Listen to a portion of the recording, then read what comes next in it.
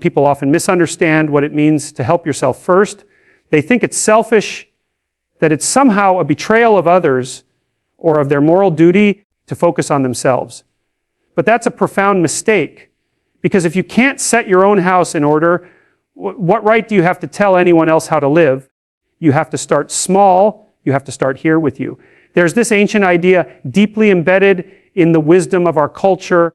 Before you try to remove the speck from your brother's eye, you should take the beam out of your own. That's not just moral instruction. That's psychological reality. If you're falling apart, if your life is disorganized, if you're resentful, bitter, and aimless, how can you possibly bring order or peace or love into anyone else's life? You'll just spread the chaos you're already living in. You can't lift someone else out of the pit if you're still neck deep in the mud yourself. So, what does help yourself first mean? It means you begin by confronting the chaos that's immediately around you. The mess in your room, the clutter in your mind, the lies you tell yourself about what you could be but aren't yet. It means standing up straight, literally and metaphorically, because posture, both physical and moral, signals to the world that you've decided to take responsibility. Responsibility, that's the key. Life is suffering, everyone knows that. But it's not only suffering, it's suffering mixed with meaning. And meaning comes when you shoulder the heaviest load you can find willingly. When you decide, I'm going to fix what I can fix. I'm going to improve what's within my grasp. I'm going to become the kind of person others can rely on. Then, and only then, are you capable of helping others. When you've ordered your soul, when you've made peace with your own weaknesses, when you've disciplined your desires. That's when you can actually give. Because your giving will be clean. It won't be poisoned by resentment or pride. It'll be genuine. You see, helping yourself first isn't a rejection of altruism. It's the foundation of it. It's the realization that you can't pour from an empty cup. The stronger, wiser, and more competent you become, the more others can depend on you, and the better the world becomes as a result. So start today, not tomorrow. Today. Clean one thing. Fix one small problem. Tell one truth you've been avoiding. Lift one burden that's yours to lift. And watch what happens when you do. You'll start to stand taller. Your words will carry more weight. People will trust you, not because you told them to, but because you've earned it through discipline, sacrifice, and honesty. And then, when you reach down to help someone else, your hand will be steady. Because you've learned, in the most difficult and meaningful way possible, to help yourself first. You can't help others if your own life is in disarray. It's one of those truths people don't like to hear because it places the burden squarely on the individual. It suggests that before you can reach out to anyone else, before you can play the savior or the counselor or the hero, you have to confront the disorder within yourself. And that's not easy because it means admitting that much of the suffering and chaos around you might be, in some way, a reflection of the chaos within you. People want to believe they can fix the world without first fixing themselves. They want to be the ones who heal others while ignoring the festering wounds in their own lives. But the truth is, when your life is falling apart, when your habits are destructive, your emotions uncontrolled, your words dishonest, you don't heal the world, you transmit your sickness to it. It's like trying to clean a window with dirty hands. Every swipe leaves another mark. If your own perspective is clouded by resentment, bitterness, or confusion, then your advice, your compassion, your attempts to help, no matter how well-intentioned, will be contaminated. You'll project your own unresolved issues onto others, and instead of lifting them up, you'll drag them down to the level of your dysfunction. That's why the idea of putting your own house in order before you try to change the world is so vital. It's not selfish, it's necessary. You have to become someone whose life demonstrates stability, not someone who just talks about it. Otherwise, your influence becomes dangerous. You might think you're doing good, but you're just spreading chaos disguised as care.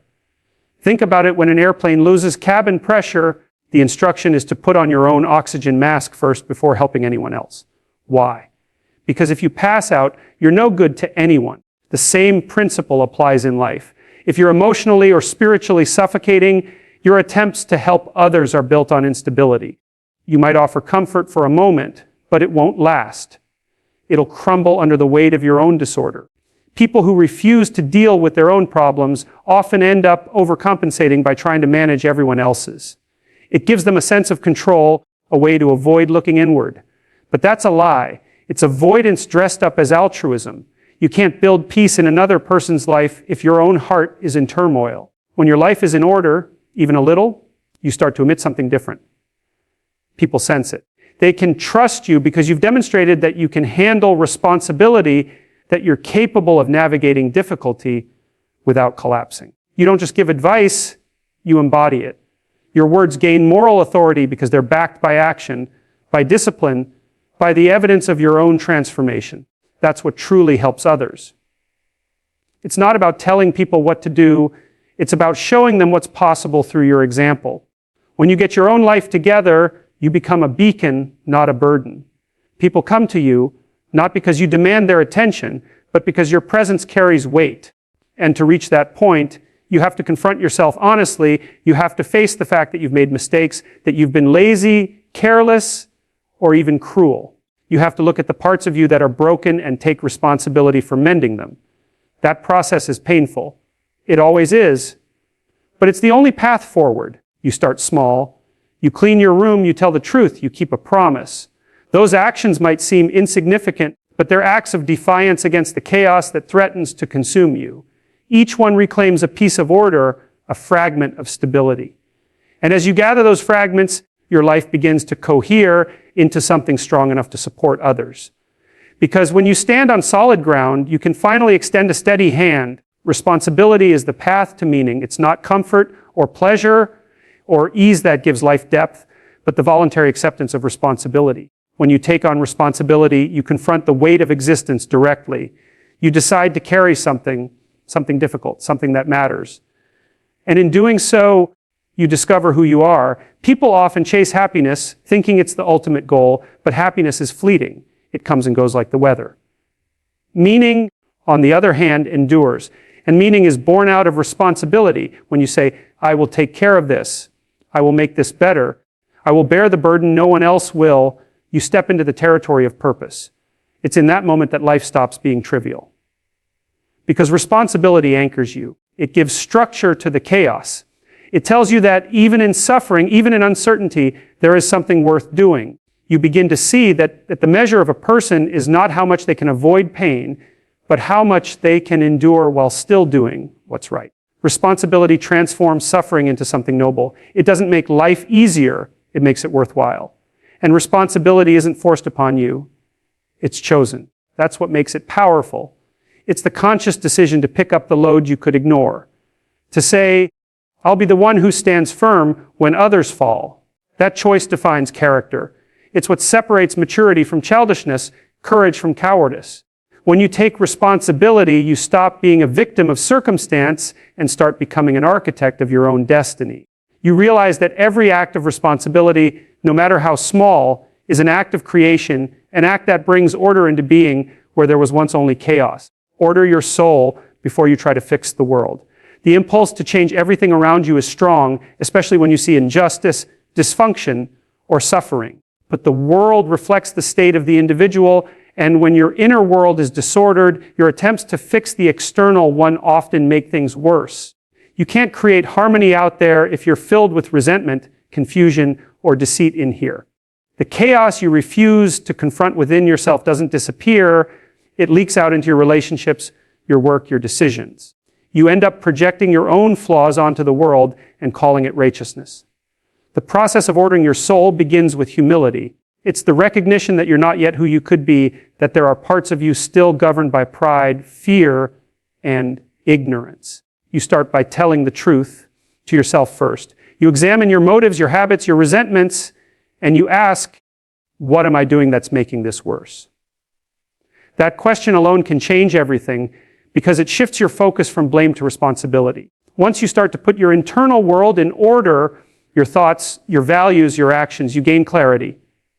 You begin to see the world as it is, not as a reflection of your own disarray. An ordered soul brings light to confusion. When your conscience is aligned, your actions follow naturally. You stop trying to control everything and start influencing it through integrity. People respond to that. They sense it. They trust someone whose life mirrors the balance they speak of. Only when your heart and mind are steady can your hand act rightly. The person who orders their soul first becomes a source of stability in a world drowning in noise and contradiction. Genuine compassion flows from strength, not weakness. Compassion isn't mere softness or pity. It's the disciplined ability to confront suffering without being destroyed by it. Weakness masquerades as compassion when it seeks to comfort others simply to avoid conflict or guilt. But that kind of compassion is hollow. It's rooted in fear, not love. True compassion requires fortitude. It demands that you be strong enough to face pain, both your own and others, without collapsing under the weight of it. When you've built strength through responsibility and discipline, your empathy becomes reliable, not sentimental. You can stand firm while others tremble, and that steadiness allows your kindness to actually heal rather than enable. When people say, be kind, they often forget that kindness without strength is dangerous. It can become appeasement. It can enable chaos and perpetuate weakness. But when your compassion is backed by strength, it carries weight. It's honest, firm, and transformative. You can tell the truth even when it hurts because you understand that shielding someone from reality is not love. It's fear disguised as mercy. Real compassion speaks truth with gentleness, but refuses to compromise what is good and right. Strength gives compassion its boundaries. It ensures that your help does not become harm, that your empathy doesn't turn into self-destruction. The person who is strong enough to bear their own suffering can approach the suffering of others without resentment or exhaustion. They give freely because they are full, not because they are empty and desperate for approval. That is why genuine compassion can only flow from a heart that has been tempered by challenge, guided by truth, and sustained by discipline. It's the compassion of someone who has walked through their own darkness and emerged capable of bringing light to others. Help yourself first, then your help truly matters. The instinct to rush toward others, to save, to fix, to rescue is powerful, but without a foundation of strength and stability within yourself, that instinct can become destructive. Helping yourself first doesn't mean abandoning others. It means ensuring that the aid you offer comes from competence, not chaos. If your emotions, habits, and priorities are disordered, your attempts to help will likely mirror that disorder. You might give advice you don't follow, promise things you can't deliver, or exhaust yourself trying to hold together what your own life cannot sustain. True service begins with self-mastery, because only a disciplined person can serve effectively. When you help yourself first, you build credibility, you demonstrate that transformation is possible. People don't learn from words alone, they learn from witnessing change, strength and integrity lived out in another person. By lifting your own life from confusion to order, from weakness to strength, you become a living example of what help actually looks like. Your words carry authority because they're backed by proof. You stop being someone who only speaks about solutions and become someone who embodies them. Helping yourself first also protects others from your projections. It ensures that your actions are clean, free from the contamination of resentment or pride. You help not because you need to feel superior or validated, but because you genuinely can. There's a quiet strength in that, a grounded confidence that allows you to give without losing yourself. When you stand on firm ground, your help becomes an anchor for those who are drifting. It brings stability instead of confusion, direction instead of noise. That's when your contribution to others begins to truly matter, when it flows from order, from wisdom, and from the strength of a life put in proper balance.